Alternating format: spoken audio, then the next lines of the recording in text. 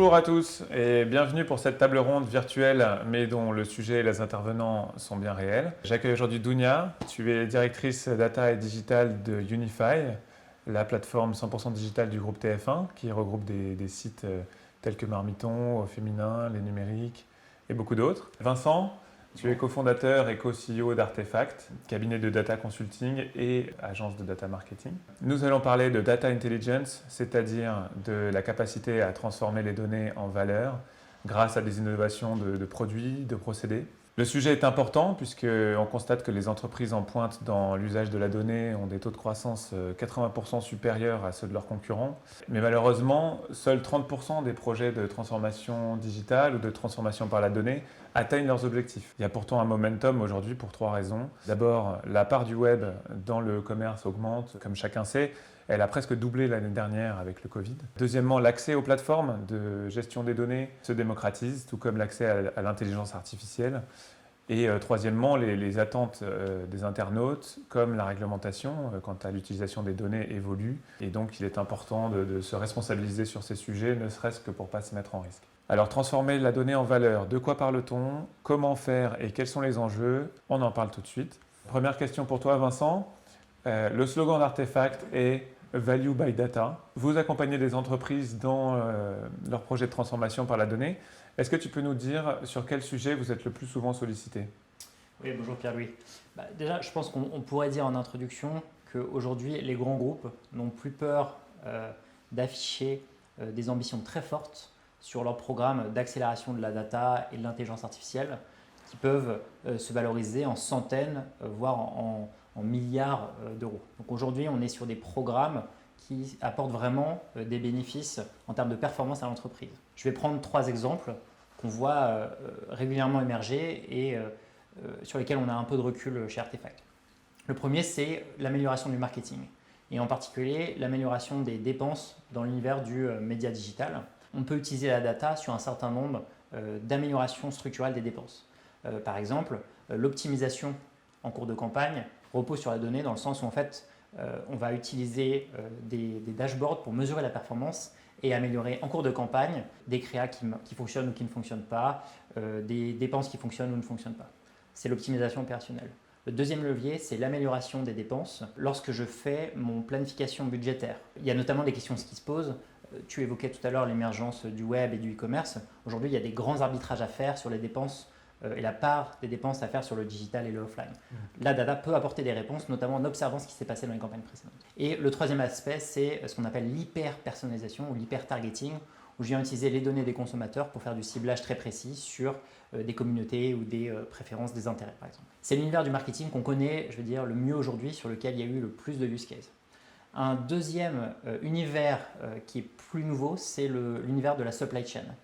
Là, on voit aujourd'hui que, notamment dans les supply chains très complexes, on a intervenu chez Danone pour mettre en place ce genre de programme.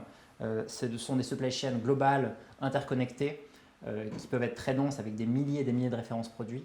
Lorsqu'on utilise des programmes de données pour faire ce qu'on appelle la prévision des ventes, la donnée est utile pour notamment être capable de calibrer à quelques semaines, quelques mois, référence par référence, quelle va être la demande finale du consommateur sur tel et tel produit.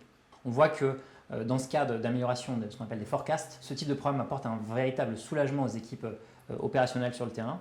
Et ce qu'on a vu chez Danone, c'est qu'une amélioration de la précision de la prévision des ventes d'une dizaine de points peut améliorer le chiffre d'affaires de l'unité ou de la business unit d'1% de chiffre d'affaires. Donc c'est vraiment très important et c'est une amélioration très concrète.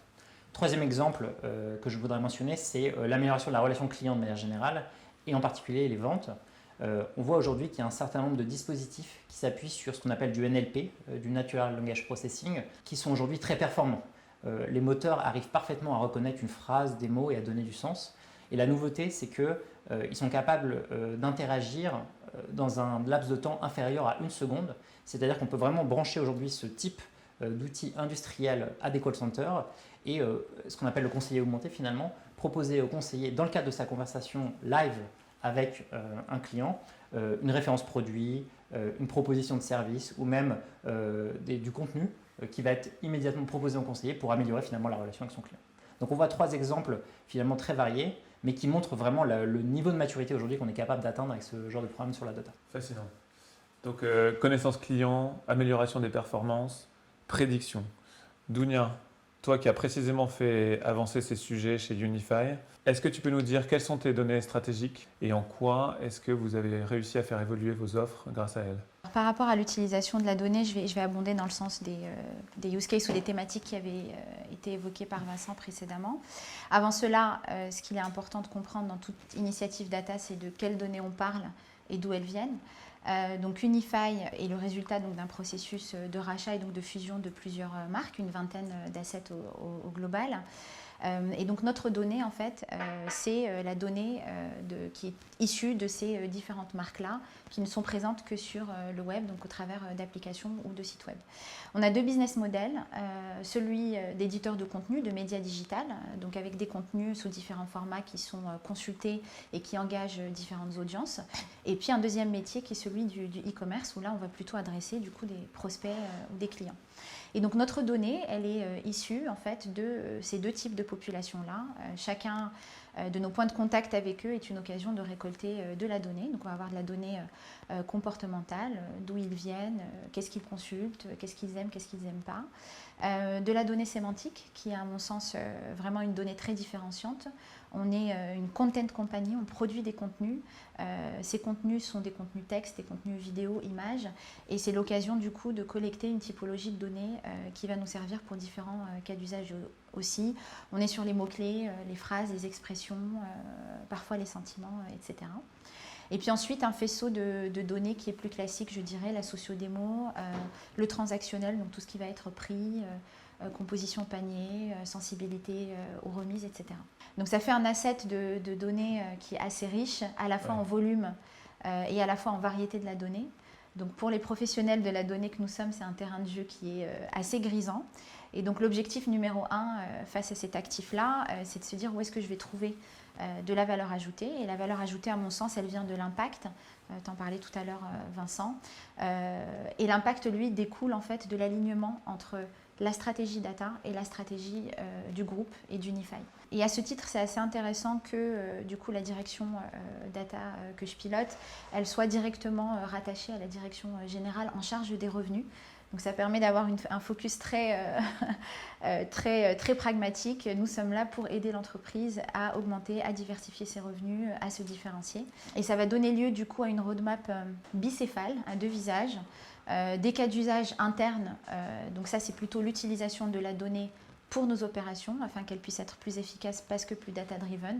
Nos opérations étant l'optimisation publicitaire, la performance de nos produits, leur UX, les parcours, donc nos sites web, nos chatbots, nos applications.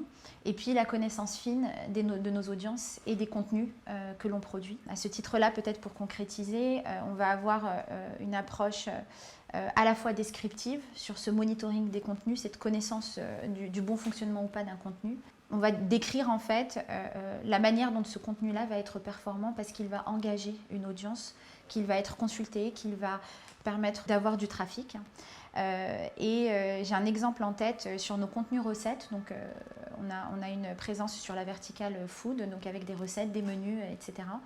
Et puis, on a remarqué un comportement un peu en signal plus ou moins fort, qu'on avait une typologie de recettes qui était surtout consultée le week-end et le mercredi. Donc en croisant cette typologie de données qui est le comportement face à un contenu avec les données que nous avons sur les utilisateurs, on a vu qu'en fait, il y avait vraiment une utilisation de parents qui cuisinent avec leurs enfants. Et du coup, ça a donné lieu à la fois de pousser cette connaissance-là, cette information-là que les équipes éditoriales n'avaient pas, et de leur recommander de peut-être adresser une typologie de contenu plus particulièrement pour ce segment-là de parents qui cuisinent avec leurs enfants. Ça a donné lieu aussi à une recommandation pour la régie, pour la création d'une offre publicitaire, etc. Le volet prédictif, ça va être plutôt, toujours sur cette typologie de data contenu, c'est de pouvoir prédire à la publication d'un contenu s'il va fonctionner ou pas. Et donc, grâce à un algorithme de machine learning, on a vu qu'en fait, le score de succès d'un contenu ne bougeait plus quasiment à J+7. Et qu'en réalité, pour optimiser ce contenu-là, pour qu'il continue à performer dans le temps, la fenêtre de tir était entre le jour de la publication et puis à une semaine. Après, c'est déjà trop tard. Donc voilà, ça c'est un peu une typologie de use case qui va plus servir la roadmap data interne d'Unify. De l'autre côté du spectre, il y a ce que je vais appeler les cas d'usage externes. Donc là, c'est notre data à disposition de l'efficacité publicitaire de nos marques partenaires, de leurs agences et de leurs régies, sans pour autant que la data sorte de l'écosystème Unify. Et donc là, on va être sur des produits véritablement, de l'insight très en amont du funnel marketing, donc améliorer la connaissance client, peut-être venir abonder, tu parlais tout à l'heure de créa, pour permettre à la marque de se positionner sur des nouveaux messages publicitaires, pour exploiter peut-être des créas différentes en fonction de personas qu'ils n'avaient pas forcément imaginées. Et donc, à ce titre, Unify est institut d'études sous la marque Unify Insight Lab depuis septembre 2020. Toujours sur l'utilisation externe, on va passer de l'insight en fait à l'activation. Donc une fois qu'Unify Insight Lab a produit une étude, une tendance, a dessiné le portrait robot d'une cible publicitaire, comme cela se fait sur notre data, on va pouvoir tout de suite l'utiliser en activation et en faire un segment pour un ciblage publicitaire côté média. Donc voilà, cette roadmap un peu bicéphale qui fait que c'est très varié, avec un point commun qui est celui qu'on utilise la même donnée, que ce soit pour les cas d'usage externes ou pour les cas d'usage internes. Et désormais, le sujet, c'est d'avoir encore plus de cas d'usage industrialisés et de pouvoir passer de plus en plus à l'échelle, individuellement sur chaque cas d'usage, mais aussi au niveau de l'actif plus global. Merci Dunia, très impressionnant tous ces use cases, donc d'efficacité interne et de nouvelles offres ou carrément de nouveaux business models. Vous êtes devenu institut d'études grâce à l'utilisation de votre donnée. On a dit tout à l'heure que la plupart des projets de transformation par la donnée n'atteignent pas leurs objectifs, justement parce qu'il y a ce point de bascule vers l'industrialisation, le passage à l'échelle, qui est trop souvent le moment où les projets ne dépassent pas le stade des use cases. Vincent, est-ce que tu partages ce constat et comment est-ce que vous abordez ça chez Artefact? Oui, complètement, je partage. Je pense qu'aujourd'hui, il y a un vrai décalage qui s'est mis en place entre l'ambition autour de la data. Je pense qu'il n'y a plus personne à convaincre sur la valeur que peut apporter la data dans la réalisation de use case. Voilà, Dunia a évoqué le fait qu'ils ont démarré un nouveau business grâce à la data, donc on voit que le potentiel il est quasi infini. Et il y a donc ce décalage entre cette ambition et puis finalement la matérialisation. Il y a encore beaucoup de frustration et un peu d'incompréhension sur pourquoi est-ce qu'on n'arrive pas à matérialiser finalement des résultats. Je dois dire qu'il y a eu beaucoup d'efforts de professionnalisation qui a été fait par la communauté ces 5 dernières années, à la fois les équipes data, les équipes IT, plus tech, les équipes métiers, pour essayer de creuser ce point qui est pas nouveau, qui est que finalement une très faible partie des cas d'usage arrive à être industrialisée. Et donc on pourrait en parler et énumérer un certain nombre de facteurs. Je voudrais zoomer vraiment sur deux facteurs qui me paraissent importants aujourd'hui. Le premier qu'on pourrait appeler data as an asset, qui consiste à créer un actif autour de la data. Tu évoquais Dunia tout à l'heure, la prolifération des sources de données, à la fois les web, les apps, et donc on comprend que c'est important d'arriver à construire un actif et de superposer des couches ne va pas suffire. Et le deuxième, c'est data as a product, qui est une approche nouvelle dans la construction d'un software autour de la data.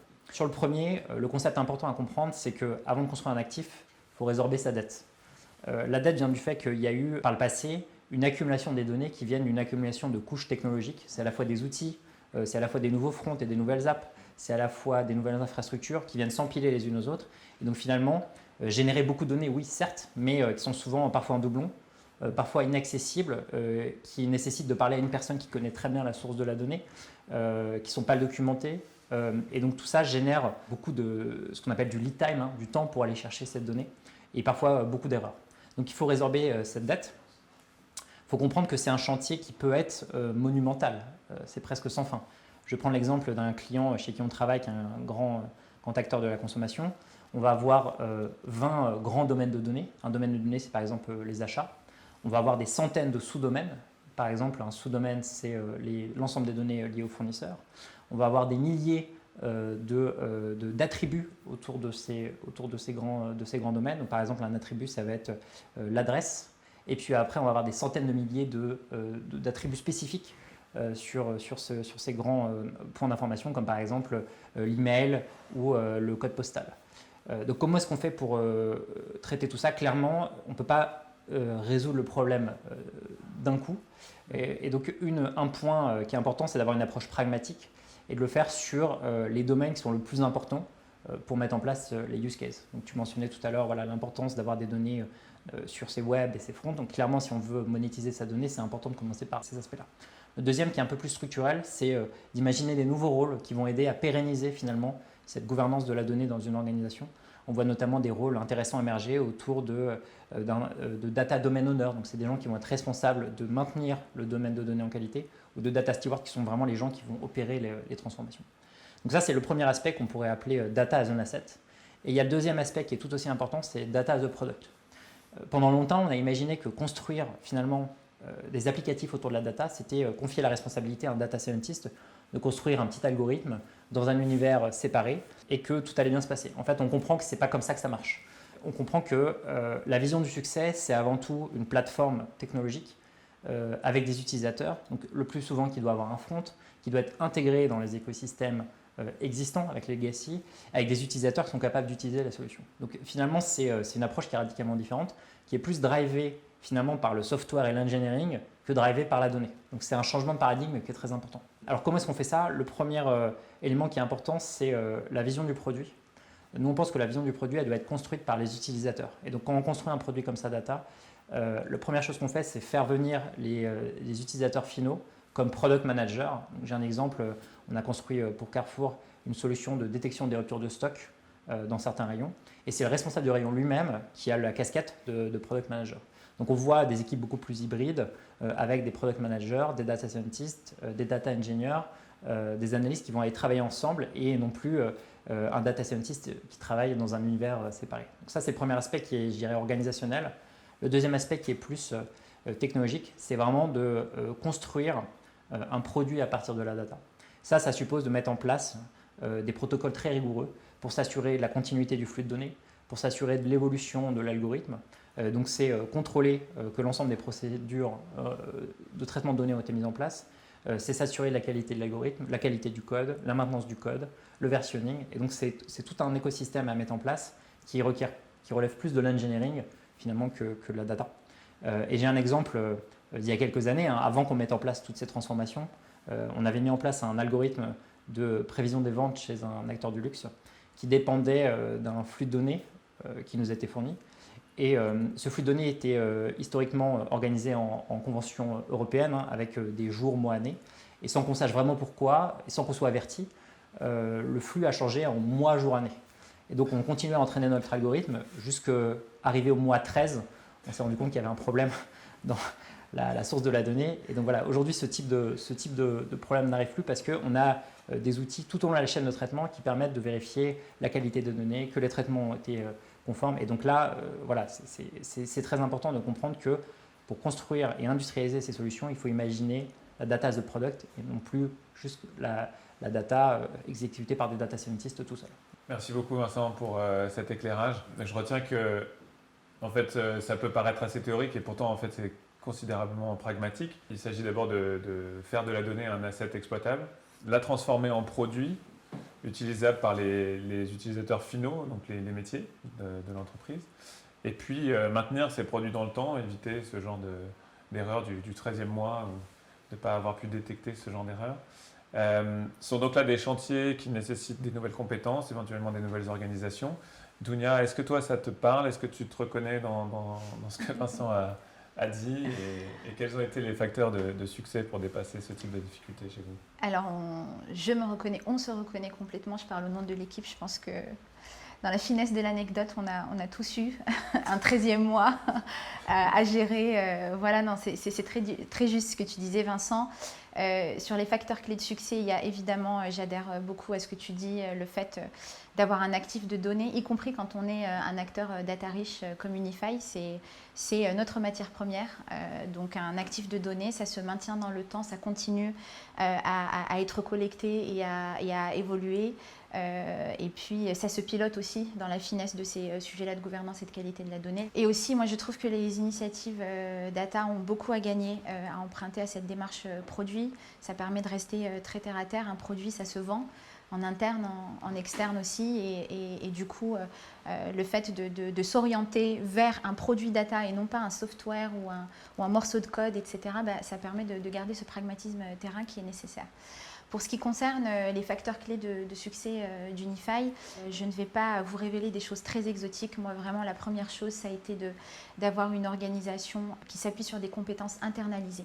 Voilà, c'est important d'avoir les bonnes compétences, de les avoir en interne, des compétences à la fois techniques, mais aussi à cheval entre la technique et le métier. En ce qui va concerner Unify, ça va surtout être le marketing digital ou le data marketing. Le deuxième point, je dirais, c'est une organisation très volontaire.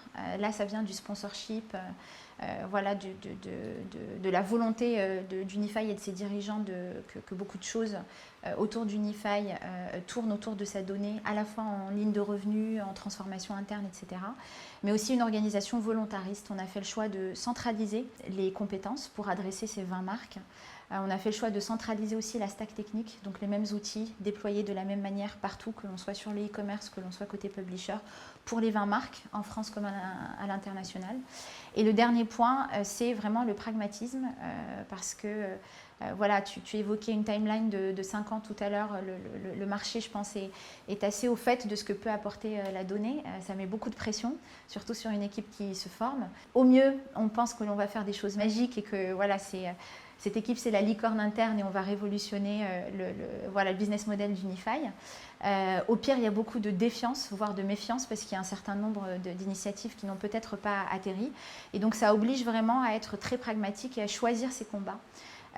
Une fois que la valeur ajoutée est visible, grâce à l'impact, grâce au choix des cas d'usage, et moi je conseillerais toujours de commencer par des choses qui touchent au revenu directement. À partir du moment où on a prouvé que la data améliore le revenu, où tu parlais tout à l'heure d'incréments sur les points de chiffre d'affaires, etc., la discussion, elle se fait plus simplement, la confiance est là et on peut du coup shifter vers des cas d'usage peut-être plus exploratoires, mais aussi sur un effort plus mis sur des sujets plus interne métier data, gouvernance de la donnée, maturité des algorithmes, amélioration continue, etc., etc.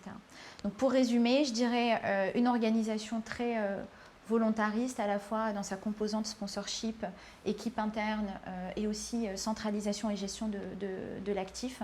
Et puis ensuite un pragmatisme de tous les instants sur des cas d'usage qui apportent vraiment un impact sur soit le chiffre d'affaires, soit les coûts. D'accord. Donc finalement, le passage à l'échelle, il faut évidemment identifier les cas d'usage avec le plus de valeur. Il faut évidemment se poser des questions d'organisation.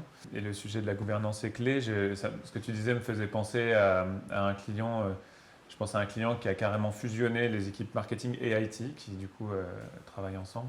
Alors je voudrais passer maintenant à un sujet un petit peu différent. On a parlé de comment on fait pour bien utiliser sa donnée. On n'a pas parlé du risque de mal l'utiliser. Parce qu'en fait, il est possible évidemment de mal l'utiliser, plus ou moins involontairement.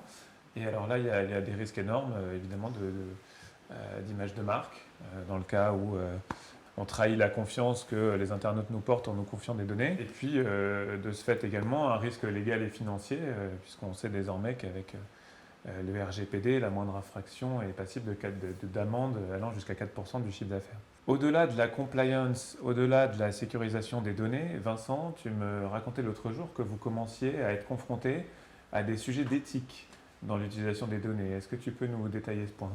Oui, tout à fait. Je pense que vraiment le sujet de l'éthique sur la data ou l'algorithme, c'est probablement ce qui va être le fil conducteur des prochaines années. Parce qu'aujourd'hui, Dounia, tu parlais de confiance.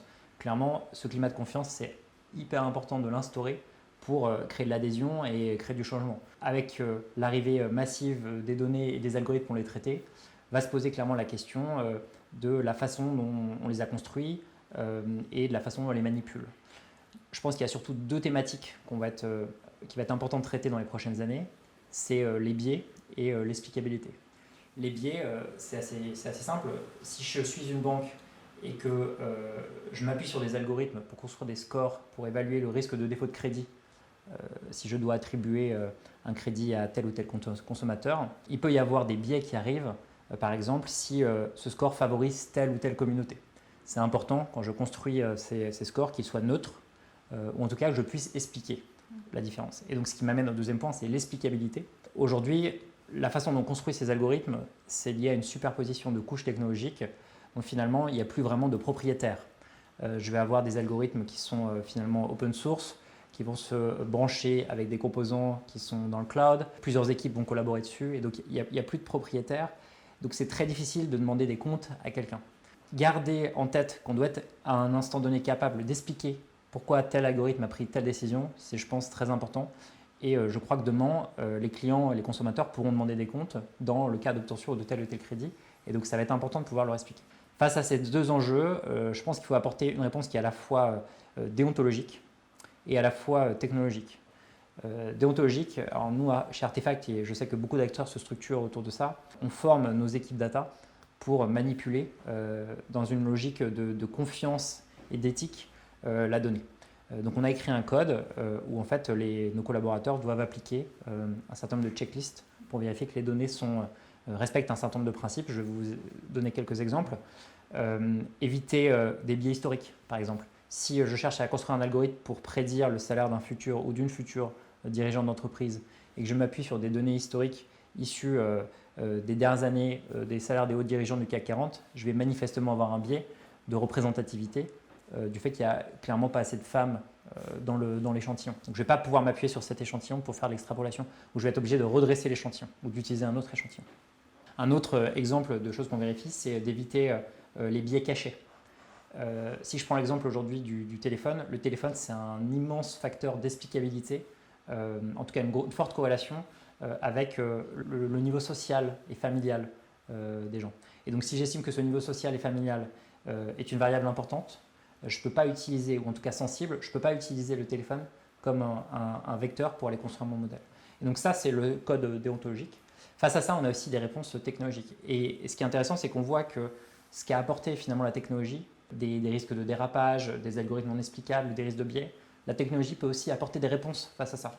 Et il existe aujourd'hui certains types d'algorithmes qui vont s'assurer qu'en entraînant les modèles, n'apparaissent pas des biais.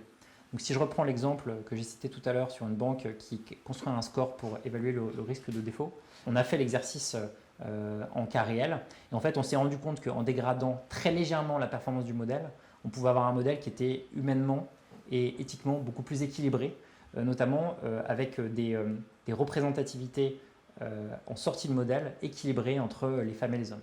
Et donc c'est très important de pouvoir aussi appuyer sur la technologie pour construire des algorithmes qui soient plus éthiques demain.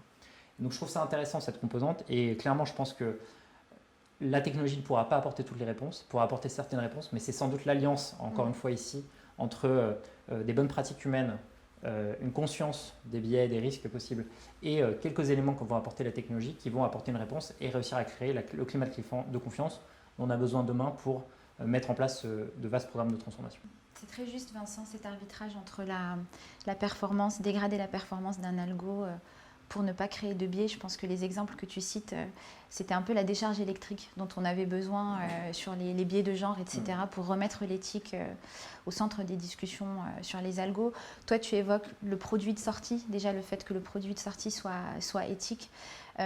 Si on prend un pas de recul et qu'on se dit en entrant comment est-ce que j'injecte de l'éthique déjà dans les phases très en amont d'un projet data, chez Unify, on passe le mot en fait dans mon équipe qu'il faut se mettre dans les chaussures de l'utilisateur auprès de qui on prélève cette donnée et de se demander est-ce que ce que je suis en train de faire de sa donnée c'est quelque chose que j'aurais voulu que l'on fasse de la mienne. Et du coup on parle beaucoup de privacy by design, mais en fait c'est une éthique by design au moment même où je me dis je vais avoir accès à une donnée et voilà ce que je vais en faire. Et gageons qu'entre de l'éthique en entrée et de l'éthique en sortie, ça puisse tout de même aider à garder ce sujet-là central qui est vraiment clé. Bien, merci beaucoup à tous les deux. Merci pour ces témoignages et votre expérience. Tu parlais de décharge électrique à l'instant. En fait, de cette table ronde me fait penser à une phrase que j'aime bien qui dit que c'est pas en améliorant la bougie qu'on a inventé l'électricité, que du coup le saut vers la transformation par la data est une étape difficile mais qui vaut le coup, à condition bien sûr de mettre en place la gouvernance nécessaire pour éviter les courts-circuits.